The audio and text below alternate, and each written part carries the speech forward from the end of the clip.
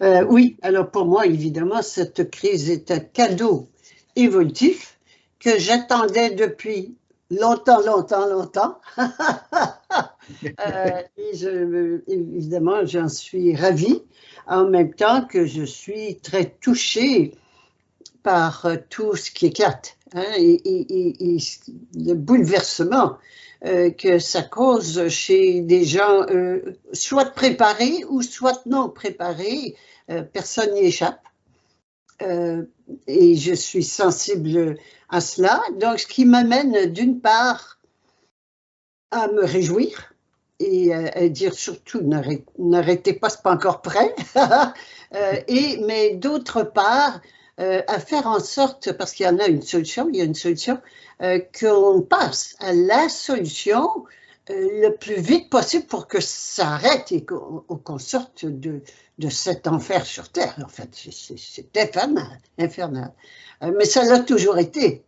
C'est juste que là, il y a moins d'air climatisé, ça chauffe davantage. Et puis c'est beaucoup plus visible aussi. Voilà, c'est ça le bon côté, c'est que c'est visible, on ne peut plus ne pas le voir. Il y en a encore qui ne veulent pas le voir. Il faut ne pas vouloir le voir pour ne pas le voir. Bon, et c'est parfait, chacun son truc. Mais c'est un cadeau qu'on se paie. Hein. Nous sommes créatrices, créateurs. Nous payons ce cadeau évolutif. En ce moment, réjouissons-nous, félicitons-nous et réjouissons-nous. Et avançons, passons à autre chose. C'est pas pour rester là et subir lamentablement qu'on s'est payé ça. C'est pour se donner un coup de pied au derrière pour avancer.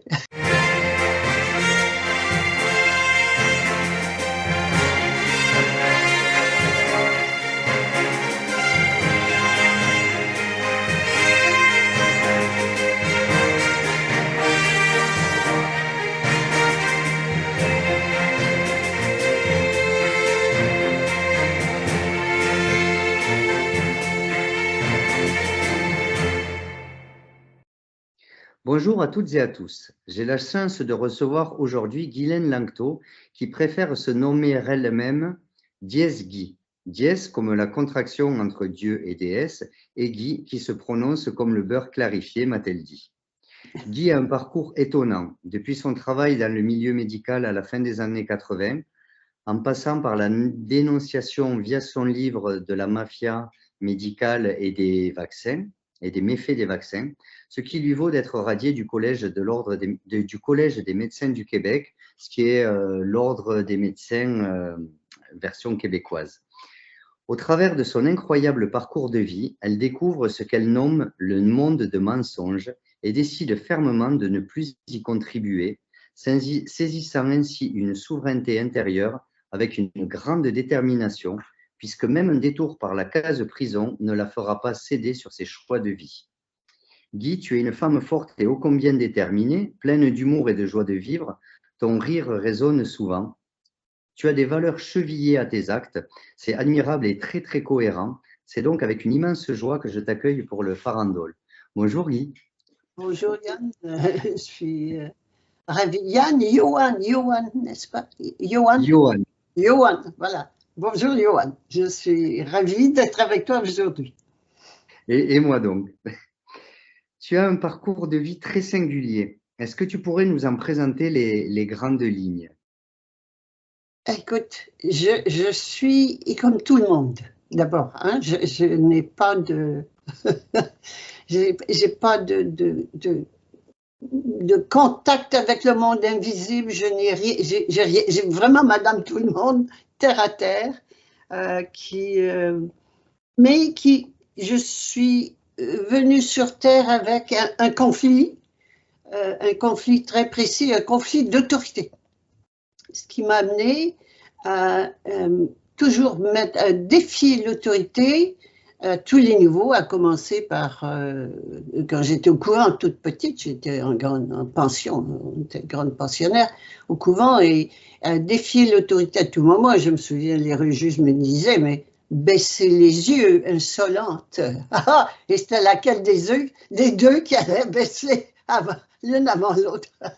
Alors, c'était ça. Hein, donc, je suis venue pour ça. Et ce qui m'a amené à découvrir, parce que le reste n'est pas tellement important, si tu veux, par rapport à aujourd'hui, ce qui m'a amené à découvrir que la vraie autorité et la seule autorité, seule vraie autorité est à l'intérieur de nous.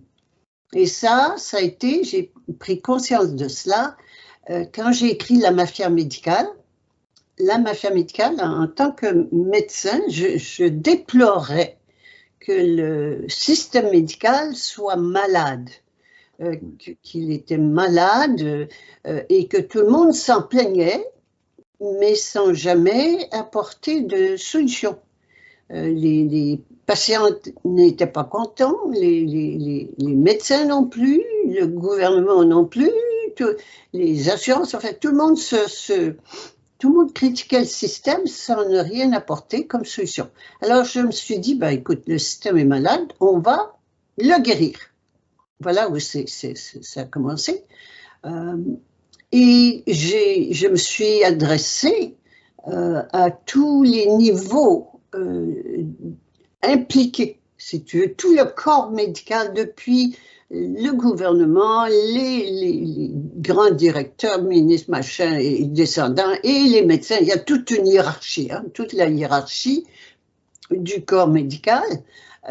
Et je n'ai eu aucune réponse, aucun intérêt de chercher à trouver une solution à la maladie du système. Bon, devant ce constat, je me suis dit, si le système est malade, si le corps, il y a un corps médical, parce que ça, on connaît ça, le corps médical, c'est connu, il faut qu'il y ait une âme médicale. Et ça me vient de mon éducation catholique.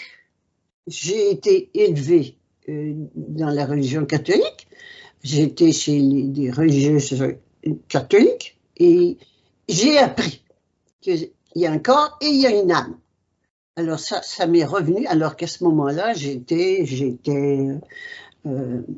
athée. J'ai pratiqué la religion catholique, mais un jour j'ai vu que non, ça ne tenait pas la route, c'était faux, c'était pervers. Bon.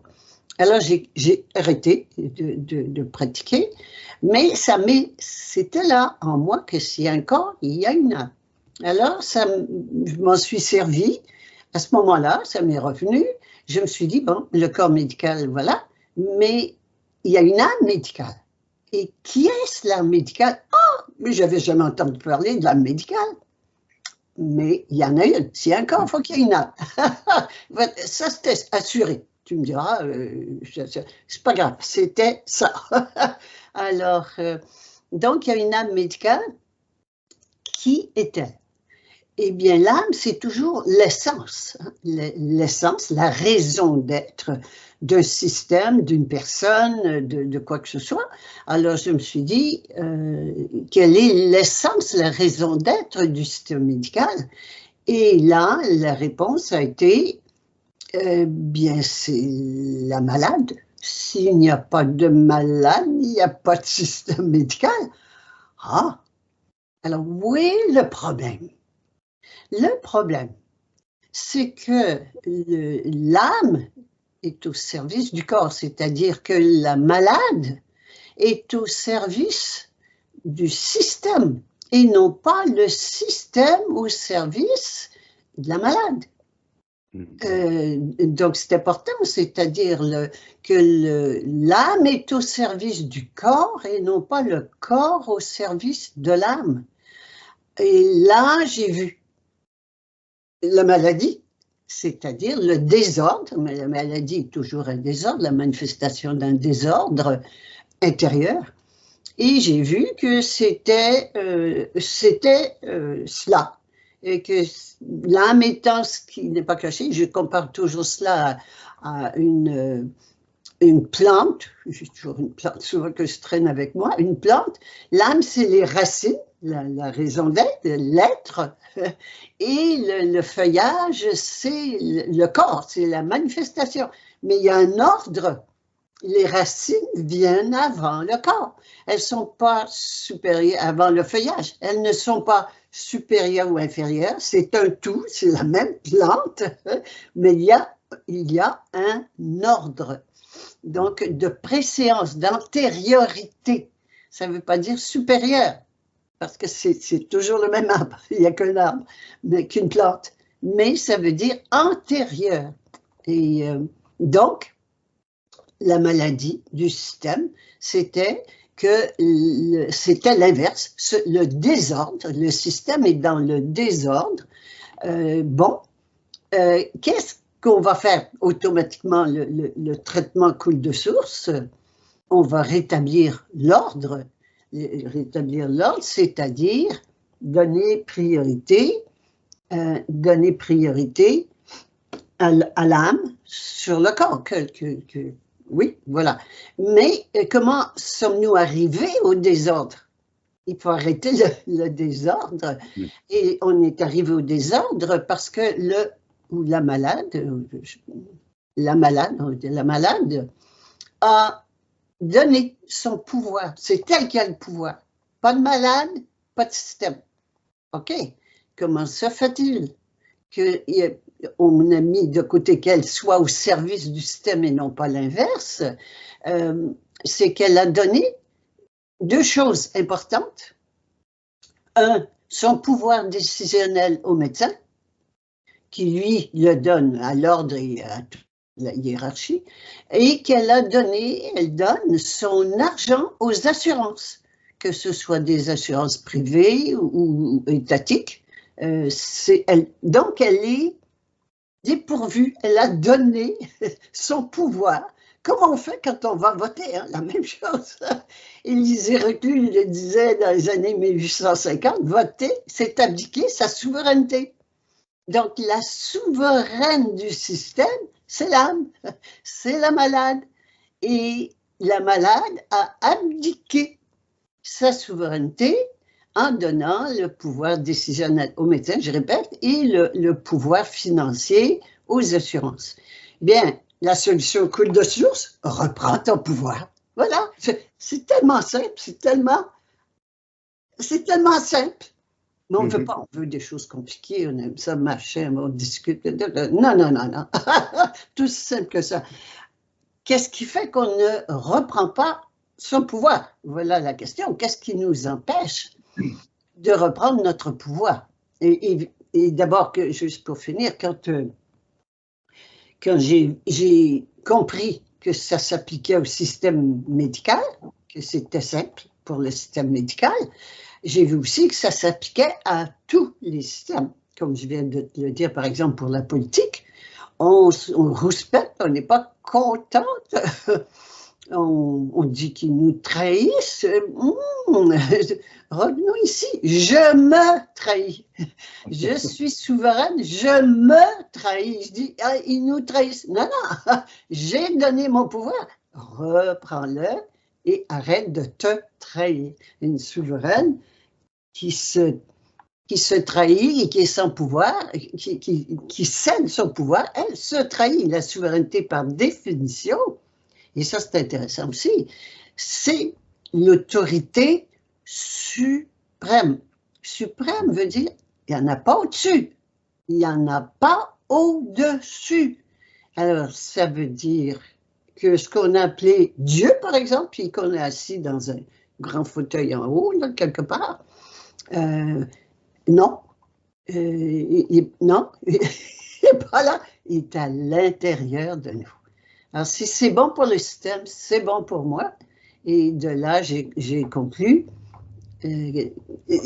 simplement par déduction mentale élémentaire, logique de simple bon sens, des déductions irréfutables, c'est évident, c'est même pas discutable, c'est évident que l'autorité suprême, donc Dies, et Dies étant la contraction de Dieu et de déesse, on va arrêter la séparation, Dieu au ciel, puis la mère terre, c'est incroyable. Et donc, pris conscience que c'était très clair, que je suis cette autorité suprême, et c'est ça, la souveraineté n'est pas du pays, n'est pas de la Constitution, n'est pas d'un individu extérieur. Non, la seule souveraineté, la seule vraie souveraineté est individuelle et intérieure. C'est-à-dire, c'est pas celle de l'ego, c'est celle de l'âme, hein, parce que c'est important. Ah ben oui, et on le voit souvent. Je pense entre autres au mouvement anarchiste aux États-Unis, souvent, et c'est très tentant. Je fais ce que je veux, comme je veux, quand je veux. Non. Mais c'est donc la souveraineté individuelle de l'âme, l'âme étant, dies étant, Dieu, déesse, hein, étant l'autorité suprême, elle est individuelle et intérieure. Qu'est-ce qui m'a influencé? Donc, je suis née dans un pays très, très catholique à l'époque, des parents pratiquants, mais pas bigots, très ouverts, mais spirituels, comme on l'était à cette époque-là. Alors, à une époque où le système politique ici, au Québec, était en pleine révolution. Dans les années, il y a eu ce qu'on appelait la révolution tranquille, dans les années 60, de 60 à 70, où on a, et quand je dis on, je parle ici au Québec, on a bazardé, on a renvoyé la région qui était toute puissante et autoritaire et tout le reste, et on a fait un transfert de pouvoir de la région au gouvernement. Tout le monde s'en est réjoui à cette époque-là parce qu'on en avait marre de la religion, sans prendre conscience qu'on changeait simplement de maître. On passait de la religion au gouvernement et au monopole étatique que l'on constate dans tous les pays en ce moment. Mais il y avait cette aspiration à la souveraineté du Québec par rapport au reste du Canada. Le Canada est un pays anglo-saxon et le Québec était un pays français, une colonie française. Il y a eu des guerres, ils se sont disputés et les Anglais ont gagné et ils sont devenus donc la couronne souveraine extérieure justement, est à Londres. Et elle règne sur le Canada tout entier. Et le Québec a toujours eu son aspiration souveraine en tant que province, de reprendre son pouvoir, reprendre son autonomie et reprendre sa souveraineté. Et donc, il y a eu 2 référendums très importants sur la souveraineté. Un qui a eu lieu ça m'échappe, 95, je crois, hein, 95, 1995, et l'autre, à vérifier, et l'autre en 2005. Alors, à vérifier, hein, mais 2 référendums, et le deuxième était presque à 50-50, à 0,5% près, tu vois, c'était vraiment... donc, ça veut dire que la moitié de la population qu'on menaçait de se retrouver avec un dollar qui perdait la moitié de sa valeur si elle se séparait, la moitié de la population a quand même dit « on se sépare ». Alors, c'était très important. Ça, c'est un phénomène, c'est pas un phénomène, c'est une... disons, c'est une valeur spécifique, très, très importante ici, au Québec. Et donc, avec mon conflit d'autorité de naissance, évidemment, j'ai embarqué là-dedans. Au premier référendum, j'ai voté oui. C'était en 80, voilà, ça me revient. 80 et 95, les 2 dates exactes. Merci. 1980 1980 le premier et 1995 le second. Et le premier en 80, j'ai voté oui, j'étais tout à fait partante. Le deuxième, je ne l'étais plus. Pourquoi? Parce que j'avais pris conscience entre les deux que la vraie souveraineté, ça n'est pas l'État, ça n'est pas une province, ça n'est pas un pays, ça n'est pas une constitution, c'est chaque individu. Donc, la vraie souveraineté, c'est la souveraineté des Québécoises et des Québécois. Et là, ça, c'est autre chose. Et c'est intéressant. Ça veut dire que c'est prendre conscience de qui on est. De qui on est, c'est-à-dire l'être suprême. Encore là, et c'est très choquant pour toutes les personnes qui sont croyantes, quelle que soit leur religion ou leur philosophie, ou bien même leur spiritualité. Hein, quoi que ce soit, il n'y a personne de plus grand que moi et je ne suis pas plus grande que qui que ce soit. Nous sommes, de par notre essence, donc l'âme, notre essence, nous sommes toutes et tous l'autorité suprême. Donc, et ça, j'ai posé la question tout à l'heure, justement, qu'est-ce qui nous empêche de vivre? On veut un maître. On veut un maître. Et donc, je vais faire une parenthèse, ça n'est pas le maître qui fait l'esclave, c'est l'esclave qui fait le maître. On est attaché à notre esclavage. On connaît ça, c'est pas confortable, on rouspète, on n'est pas content, mais c'est connu. Alors, on reste accroché. La peur de l'inconnu est énorme. Bon, alors ceci, en termes de voiture, quand j'ai pris conscience de cela, que j'étais l'autorité suprême, ça m'a amené, évidemment, à changer mon comportement dans tous les domaines de ma vie, complètement. J'ai commencé par, au fur et à mesure, hein, je ne me suis pas obligée, c'est au fur et à mesure qu'il se présentait quelque chose, si à l'intérieur, donc mon âme, c'est mon âme qui menait ma vie, c'était plus l'extérieur, si mon âme me disait de faire, j'écoutais ce que disait mon âme, touche pas à ça, fais pas ça, bon, c'est parfait, j'allais avec. Et la première chose qui s'est présentée, ça a été le renouvellement de la carte d'assurance maladie. Ici au Québec, ça se renouvelle de façon, je me souviens plus avec quelle fréquence, mais il y a un renouvellement de la carte d'assurance maladie. Et ça, c'était en 92, je m'en souviens très bien. C'était le premier truc auquel je faisais face. Et là, je me suis dit, est-ce que Diès, à ce moment-là, je l'appelais encore Dieu, mais on va dire Diès, c'est plus facile, on va rester avec Diès.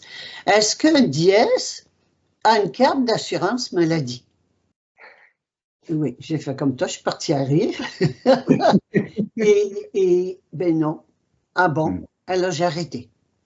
Ah, c'est comme ça que ça s'est passé, mais tout du long. Et j'ai avancé là-dedans. J'ai avancé toujours en écoutant ce que me disait mon âme. Et non pas m'assurer que c'était pas mon ego, hein, parce que l'ego, n'oublions pas que j'avais un conflit d'autorité, et donc l'ego aimait ça des fois aller titiller les autorités. Non. Alors, toujours en restant bien à l'écoute de qui me disait quoi faire, et m'assurer que c'était mon âme. Alors, j'ai poursuivi. Alors, ça a été, bon, d'abord ça. Ensuite est venu le gros morceau qui a été important dans ma vie. Ça a été quand j'ai appris que les impôts allaient directement dans les poches des banquiers mondiaux à 100%. Là, j'ai dit... Et là, ça m'a dit, ben non, tu peux pas contribuer, tu peux pas collaborer, parce que nous sommes des collaborateurs, des collaboratrices de ces systèmes mortifères. Alors, tu peux pas collaborer à ça. Alors, j'ai arrêté. j'ai arrêté de produire, même pas de payer, de produire. J'ai arrêté de collaborer avec le système des impôts. Et quelques années plus tard, le fisc est venu me réclamer, je sais pas quoi, et je n'ai pas produit. J'ai dit, je ne l'ai pas fait. Jusqu'à, évidemment, alors là, on fait face au bâton. Hein, entre-temps, en 94, j'ai sorti, voyez, en 92, ces prises de conscience-là, dont je te parle. En 94, j'ai écrit La mafia médicale, parce que là, je me suis dit, attends, il faut que les gens sachent comment ça marche. Pourquoi ça ne va pas? Alors, La mafia médicale, qui m'a valu, et il n'y avait pas de surprise, hein, je savais à ce moment-là, je savais, j'avais toute la hiérarchie et je savais l'intention qu'il y avait derrière tout ce système. Donc, j'étais pas étonnée, hein, je savais très bien ce que je faisais.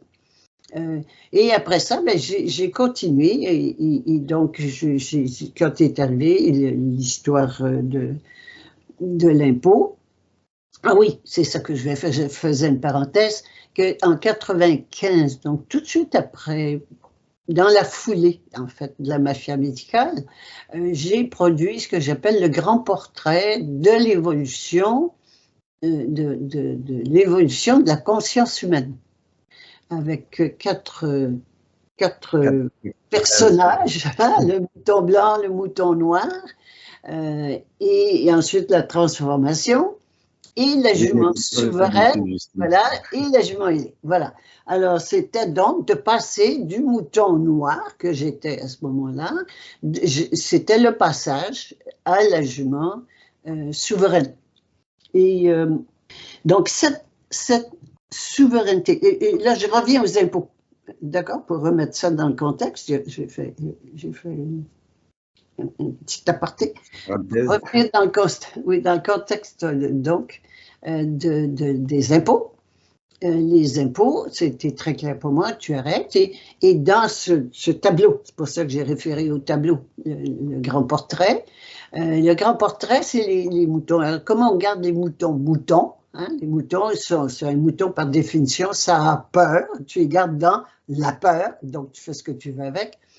Il y a on les garde dans la peur par soit des carottes, hein, des récompenses, comme on fait avec les enfants, hein, des récompenses, comme on fait avec les animaux.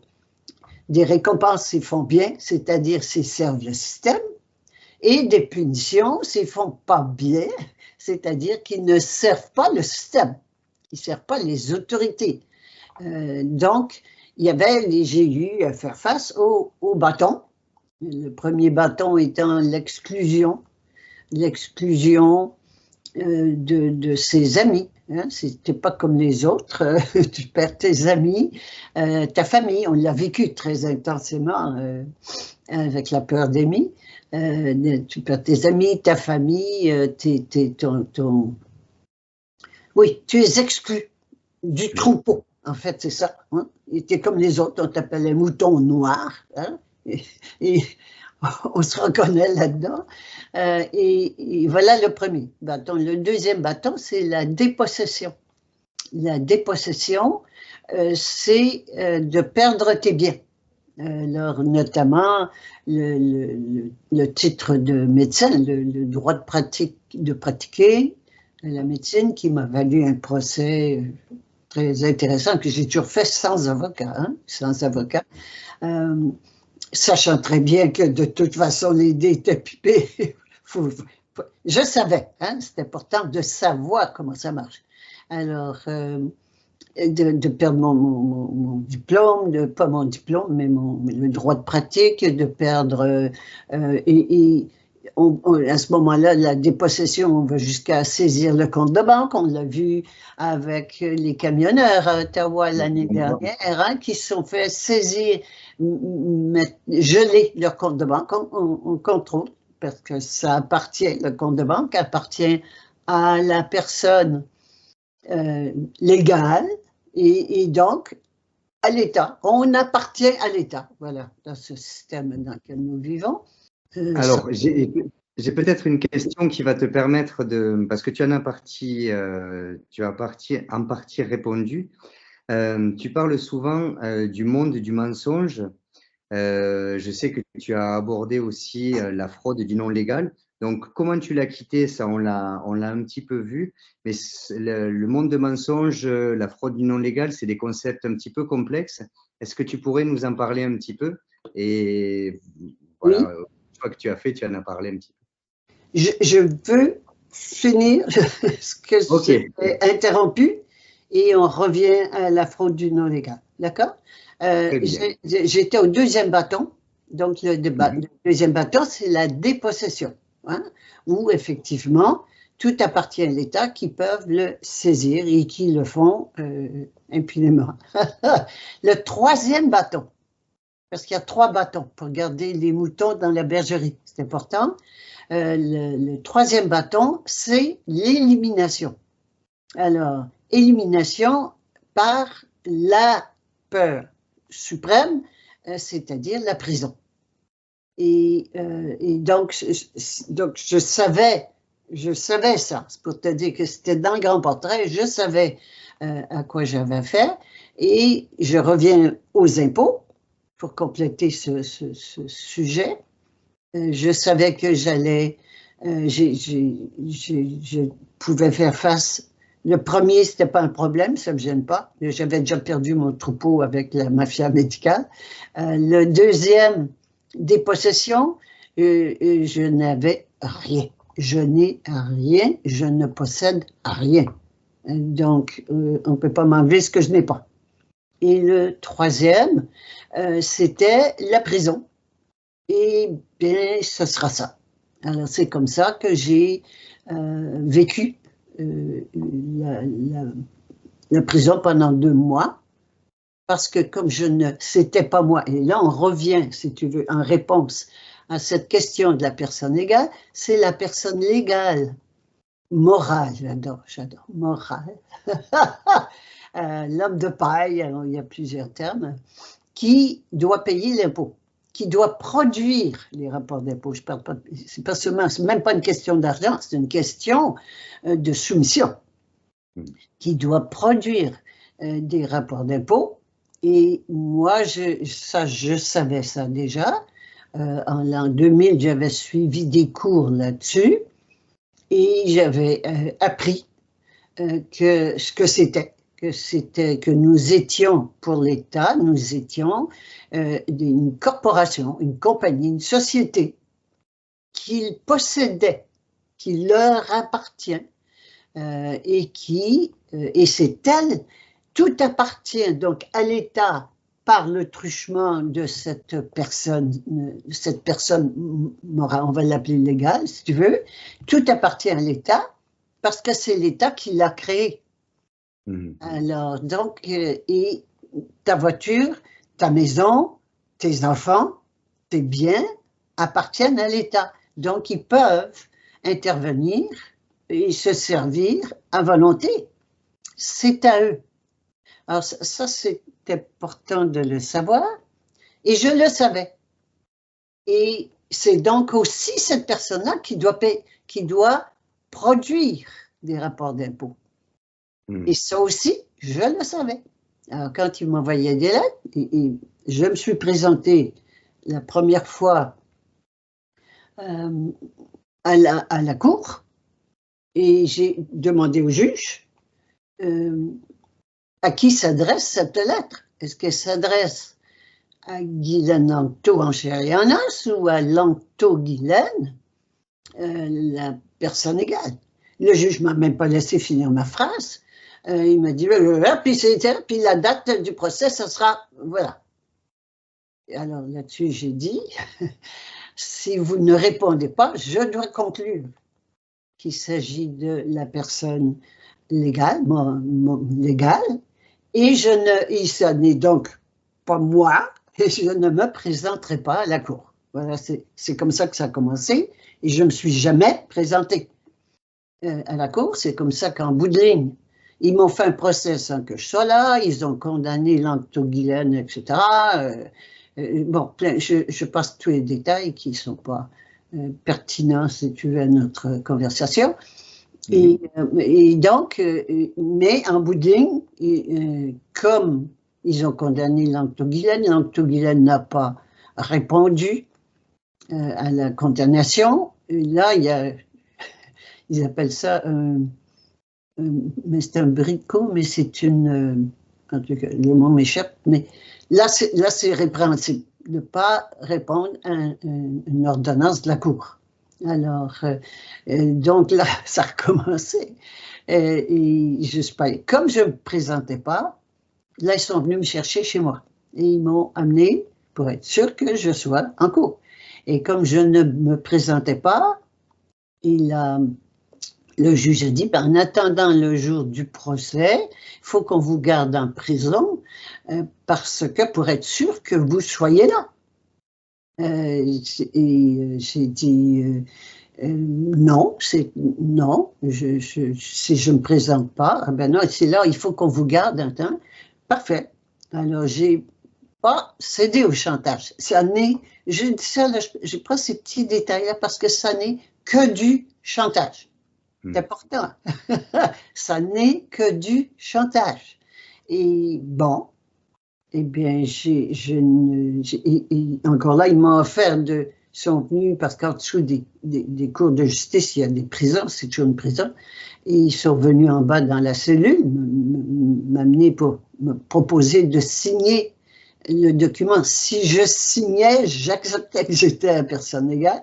Alors non, j'ai préféré faire face à au troisième bâton, qui est le bâton de la prison.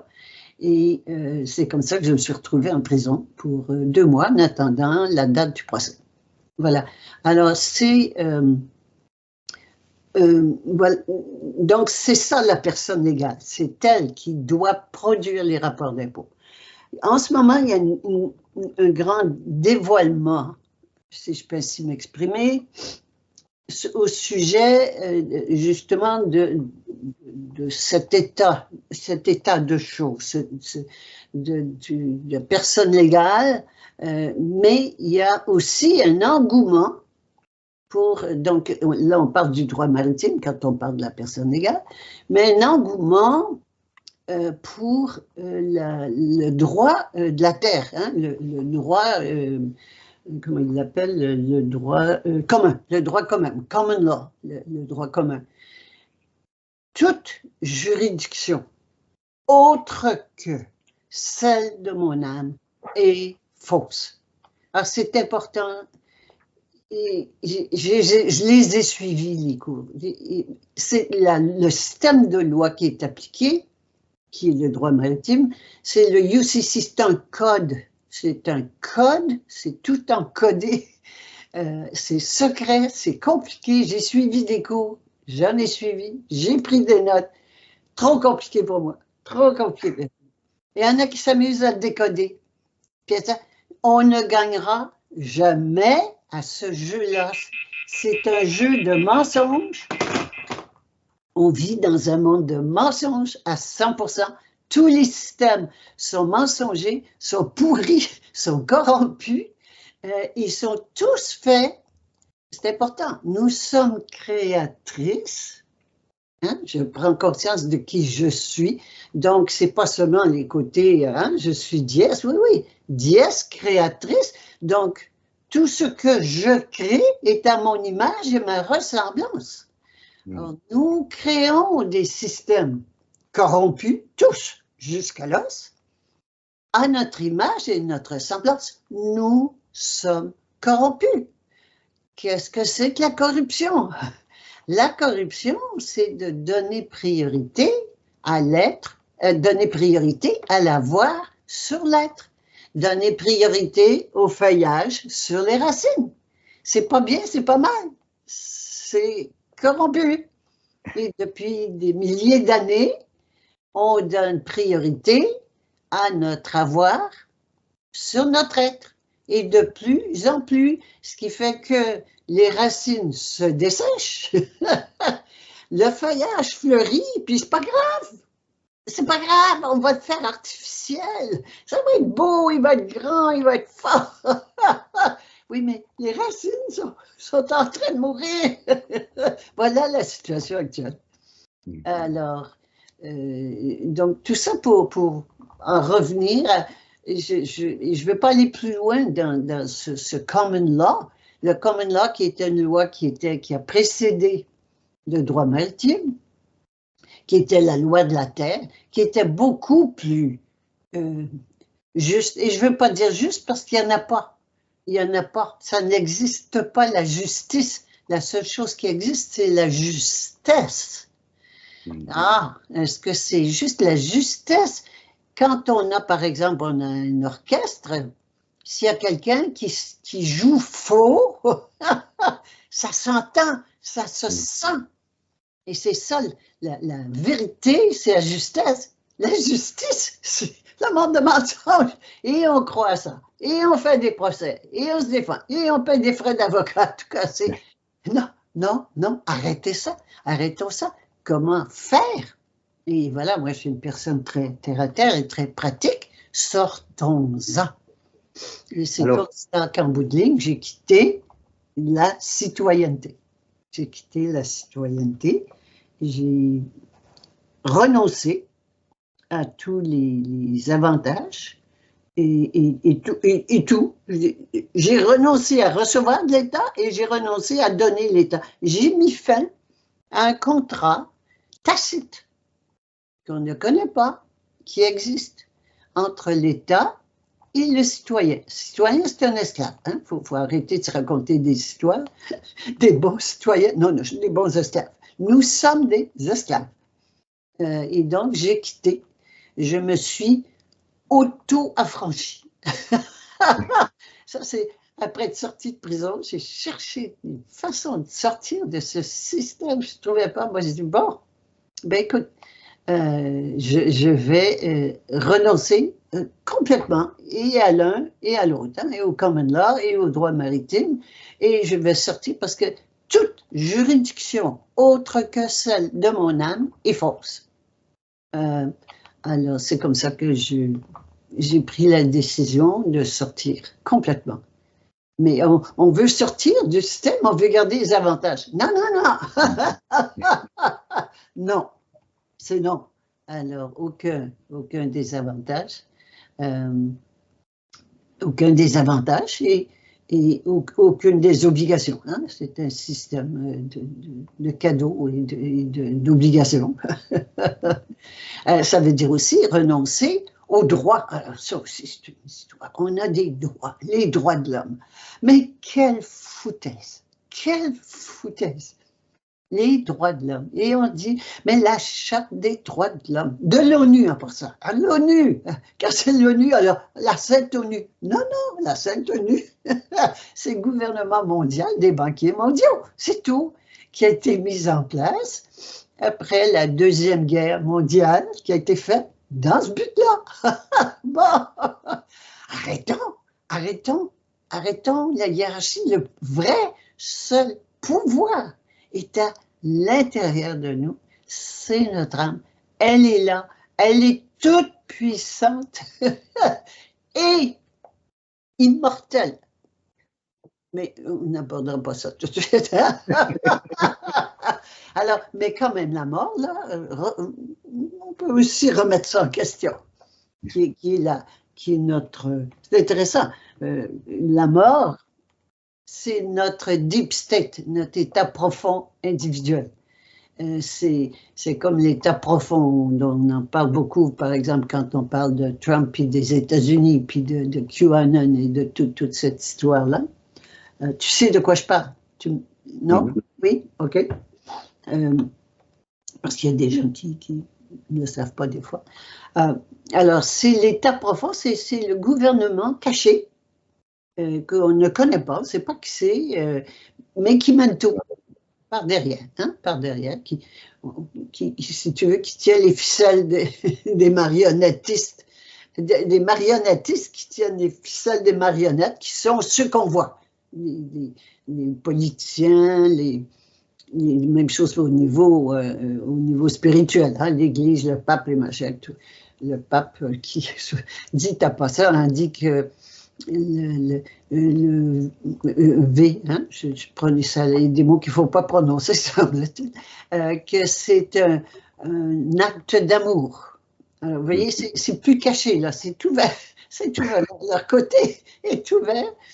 Leurs prises de position, disons, sont évidentes, sont plus cachées, c'est évident. Alors, l'état profond, c'est cet état qui est caché, mais qui mène tout. Eh bien, encore là, tout ce qu'on voit à l'extérieur est la manifestation de ce que l'on porte à l'intérieur. Et à l'intérieur de nous, quel est notre état profond? La mort, qui se fait passer pour la vie. Ah, c'est extraordinaire. C'est extraordinaire. Et un jour, tu verras où tu mettras ça dans ton texte, mais un jour, j'ai lu une phrase qui disait « Deux choses sont inévitables, la mort et les impôts. » Et ça m'a fait « Non, ni l'un, ni l'autre. » Alors, c'est comme ça que je me suis retrouvée avec le premier. Et 10 ans plus tard, donc après le procès, donc en 2019, je me suis dit, bien, on va s'occuper de la mort maintenant. Alors, c'est ce que je véhicule. Et la mort, son outil, son arme. C'est comme une pieuvre, hein? On ne la voit pas, la pieuvre. On voit seulement les tentacules, puis on se fait prendre ici, on se fait attraper là, mais on ne voit jamais la tête, la pieuvre, on voit juste les tentacules. Et puis les tentacules, tu en as vu une, puis elle repousse, et puis il y en a toujours, il y en a toujours. Alors c'est comme une pieuvre. Et ces tentacules, avec les ventouses, chaque ventouse, c'est une peur. Donc c'est son outil. Son outil, son arme, l'arme de la mort, c'est la peur. Et ça s'est précisé avec la peur d'aimer, ce qu'on vit là et qu'on est toujours dedans, qui est une épidémie de peur, de rien d'autre que de peur. T'enlèves la peur, puis il n'y a plus rien. Ça va m'orchestrer. Bien, c'est ça, on est amour infini.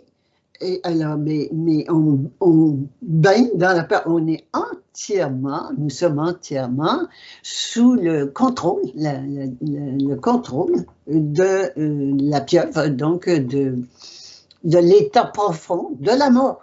Parce que la peur, il y a une seule maladie, c'est la peur, et une seule peur, c'est la mort. Alors, c'est elle qui contrôle notre état profond, c'est la mort en nous. Et, ben oui, et toutes les peurs. Chaque fois qu'on gratte une peur, ben un peu en dessous, ben c'est la peur de mourir qui est en dessous de tout. Alors que la mort, ça n'existe pas. Alors je dis, ben oui, mais on meurt. Oui, tout le monde meurt parce que tout le monde y croit. Et d'arrêter de croire à tout ce qu'on a appris, tout ce qu'on nous a enseigné, tout ce qu'on enseigne à nos enfants. C'est fort, c'est gros. Voilà. En ce moment, c'est mon comment dirais-je? Ta réflexion? Oui, c'est plus qu'une réflexion. J'ai fait une conférence à Pâques et puis c'était le défi. C'est toi ou c'est moi, il y en a une des deux qui va mourir. Alors, c'est ça. À un moment donné, il faut que ça arrête. Alors, je ne marche plus. C'est fini. Non. Alors, j'ai développé un pentathique, une séquence en 5 étapes de où est-ce qu'elle se trouve la mort. C'est en bout. Mais qu'est-ce qui cause la mort? Où est la racine de la mort? Et la racine de la mort, c'est qu'on a oublié qui on était. Ça, c'est la racine. Donc, l'emphase, c'est de se souvenir de qui on est. Qui suis-je? Il est temps qu'on se pose la question avant de mourir. Peut-être pas sur notre lit de mort, mais le plus tôt possible. Qui suis-je? Mais je suis dièse créatrice de l'univers, donc de tous ces systèmes. Voilà un peu.